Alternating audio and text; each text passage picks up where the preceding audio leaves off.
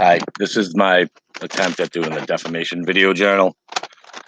Two types of defamation: slander, which is spoken defamation, and libel, which is written defamation.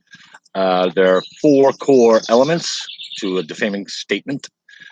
Publication, identification, harm, and fault is how I've seen them broken down most succinctly. The idea being that you have to communicate it to somebody else. That's the publication part. You have to be speaking about an individual. That's the identification. One of the articles I read, I'm not sure if it was one you provided or just an ancillary one, talked about how if you could very easily get around that. You can use a false name for somebody or a caricature of somebody, and you would not be technically identifying them. Is an odd little side branch that I saw. It has to cause harm to the generally, I guess, financially, but really to your reputation, which reflects, especially if you're talking about companies, celebrities, and of course, celebrities have a higher bar. We've discussed that. But yeah, you have to actually cause harm to somebody, maybe their job prospects, or like I said, people losing business, and there has to be demonstrable fault in that either the person who made the defamatory statement either didn't do something they should have or did something they shouldn't have.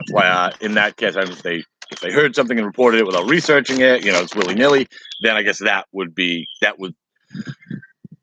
fall under the category of defamation. Okay, how would it apply to people in audio, video, TV, radio production? Yeah, and particularly in blogs. As I mentioned in class, one of my buddies is a blogger who is sued for libel quite a bit and always wins. Or so thus far, knock on wood. It's getting pretty expensive from what I hear. He's like basically going broke paying lawyers, but he is winning his cases. Okay, so the idea is you're on radio, and instead of saying something like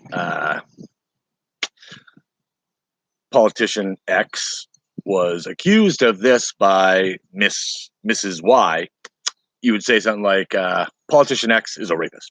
I mean, you just say that right out loud to somebody. That is defamatory. You don't know that. He's not, if granted, the person, if she's been convicted of rape, would be a rapist. But in this case, they weren't. Yeah, that'd be a plain example of defamation.